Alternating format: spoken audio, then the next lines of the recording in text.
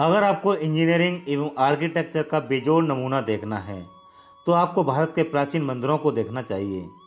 भारत के प्राचीन मंदिरों की वास्तुकला को देखकर बहुत आश्चर्य होता है कि इन मंदिरों को उस समय में किस तरीके से बनाया गया होगा, जो कि आज एडवांस टेक्नोलॉजी के साथ भी संभव नहीं है। ऐसा ही एक मंदिर है जिसका नाम है होयसलेश्वर मंदिर। आइए जानते हैं इस मंदिर के बारे में। होयसलेश्वर मंदिर भगवान शिव को समर्पित है, जो कि कर्नाटक के हेलीबीडु नामक स्थान पर है, जो कि बेंगलोर से लगभग 200 किलोमीटर दूर स्थित है। प्राचीन काल में इस शहर का नाम द्वार समुद्र था, जो कि कर्नाटक के दक्कन के पठार पर बहुत ही खूबसूरत जगह है। द्वार समुद्र होयसल राजवंश के राजाओं की राजधानी थी। होयसल राजवंश को कला एवं साहित्य का संरक्षक माना जाता था। यहाँ पास ही में एक विशाल जल स्रोत है, इसी कारण इसे द्वार समुद्र कहा जाता होगा। इस मंदिर का निर्माण होयसल राजवंश के राजा नरसिंह प्रथम ने सन 1152 में शुरू कराया था। विशेषज्ञ बताते हैं कि इस मंदिर के निर्माण में लगभग 100 साल का समय लगा था। होयसल राजवंश ने लगभग 1500 मंदिरों का निर्माण कराया था।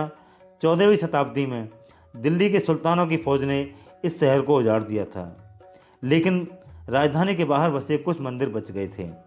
उन्हीं में से एक था होयसलेश्वर मंदिर। वर्तमान में होयसल वास्तुकला से सुशोभित 92 मंदिर उपस्थित हैं। इनमें से 35 मंदिर हासन जिले में हैं। मंदिर के पूर्वी भाग में 2 प्रवेश द्वार हैं, एक होयसलेश्वर मंदिर के लिए और दूसरा शांतलेश्वर मंदिर के लिए। ऐसा लगता है कि ये दोनों मंदिर जुड़वा मंदिर हों। दोनों प्रवेश द्वारों पर द्वारपालों की प्रतिमाएं बनाई गई हैं। इन दोनों मंदिर के गर्भगृह में शिवलिंग स्थापित हैं।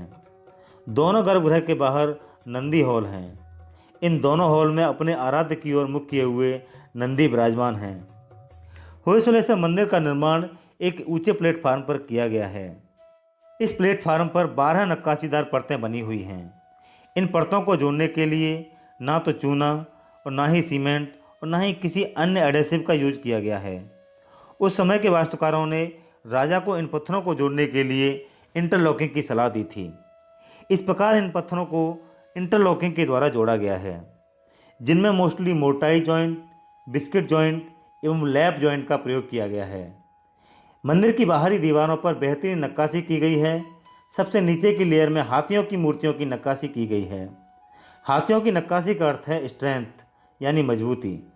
इससे ऊपर वाली परत में फूलों की नक्काशी बनी हुई है, जिसको मंदिर की सुंदरता बढ़ाने के लिए किया गया है। इसके ऊपरी वाले भाग में घोड़ों की नक्काशी है, जिसका अर्थ है स्पीड। इसके ऊपर मकर की नक्काशी की गई है और इसके ऊपर हंस की नक्काशी की गई है। मंदिर की दीवारों पर विभिन्न देवी देवताओं की मूर्तियों की नक्काशियाँ बनाई गई हैं। मंदिर के दक्षिणी भाग में भगवान गणेश की नृत्य करती हुई मूर्ति बनाई गई है। मंदिर के भीतरी भाग में पत्थरों के खंभे बनाए गए हैं। इन खंभों की आकृति गोलाकार है एवं इन पर खांचे भी बनाए गए हैं। इन खंभों की बनावट को देखकर ऐसा लगता है जैसे इनको किसी बड़ी मशीन से बनाया गया हो। इस तरीके की आकृति को लेथ मशीन पर ही बनाया जा सकता है।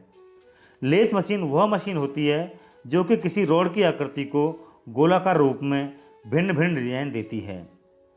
अब सवाल यह उठता है कि क्या उस समय इस तरीके की मशीनें थीं?